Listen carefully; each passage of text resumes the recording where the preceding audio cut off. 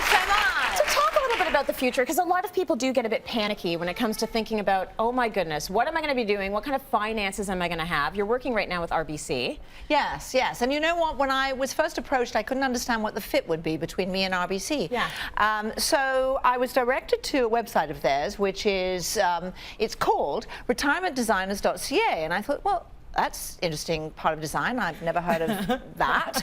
And within it, there's this program called Your Future by Design. Okay. And I realized then what the fit is, because the philosophy that they are espousing is that you really should think about what your picture is of your retirement first. Don't focus on the money. Right. And I have become one of those people, you know, you sit around a dinner table sometimes and what do you think you need to stop? How long are you going to have to work? Forever to ever be able to afford to retire?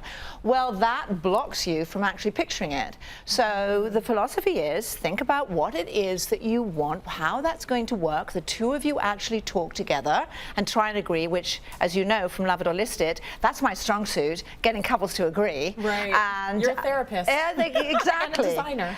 And that's what I would espouse in house, in figuring out how your house will work, or whether you're going to have to relocate, or do you want to relocate. There's so many issues in there, you know. That's an interesting way to look at it. You're a designer when it comes to interiors and exteriors, but also we have to think about designing our future. What do we want it to look like? So you say, ask yourself things like, how close or far do you want to be from friends or family? This is a consideration, because if you get sick, you're ill, you might need the help of these people, family, right? You may very well, and it's your whole support system that you've grown with, you know, your best friends and of course your family. So that's a big consideration, and you may think, well, 40 minutes isn't a big deal if you're going to move away, but actually it is. It's a big difference in terms of being able to drop in or have friends drop in. Nevertheless, if that's what you choose and that's what the two of you have decided to do, you need to plan for that, and you need a solid foundation. It's like anything. And in terms of when I'm designing a house for you, we would need to talk about what you want, what your partner wants, try and find that middle ground. Right.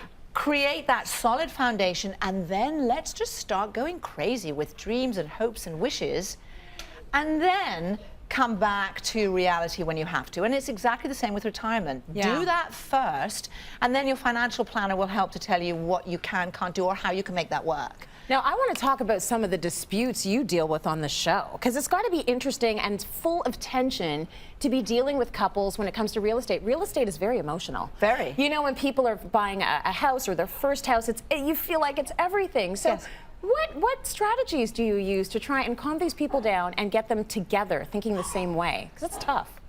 You know what, it is tough, and you can't actually get everybody on the same page all the time. You just can't. So a lot of it is just reasoning and trying to point out what I consider the obvious, which sometimes they ultimately agree and see as the obvious, but it's finding middle ground too. Is adjusting and communicating. You know, everything's about that, right? Absolutely. It really is.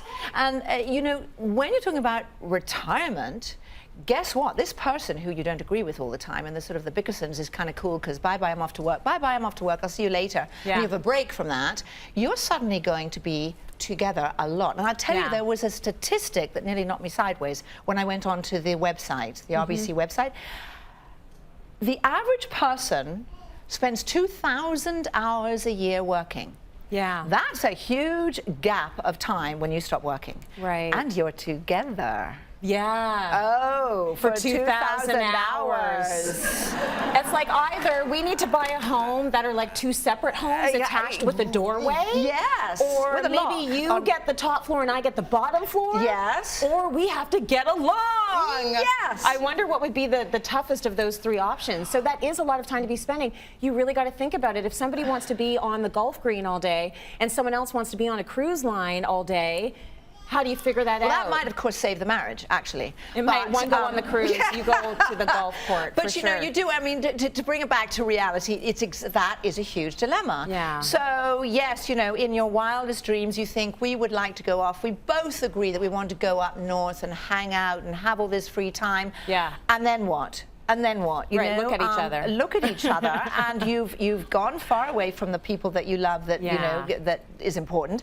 Your friends. Not only that, you have all this upkeep. Right. And who wants to fill your 2,000 hours with dealing with the upkeep of your home. So that's a huge consideration when you decide whether you're going to stay in your home that you're in now and work with the design, create whatever it is that you need to do so that it will work in the future. And one of that is the exterior.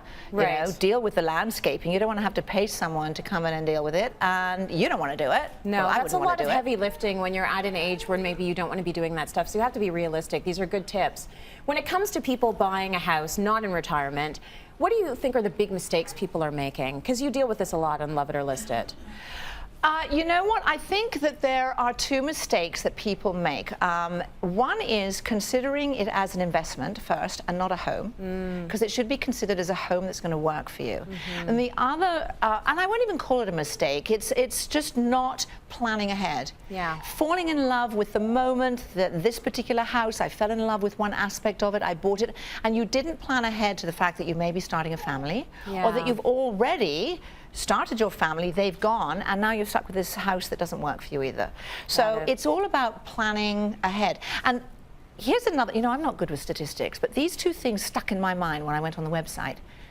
Apparently 73% of Canadians over the age of 50 don't have a clue what they're going to do in retirement. They don't have a clue. They're probably scared. That would be me. I don't have. You don't know what you're doing? Have you thought about it? I haven't thought about it. Not really. No. I think it involves because wine, I'm 20. Though. Yes, exactly. We've got so much time. It involves so much wine, time. a winery, something like that.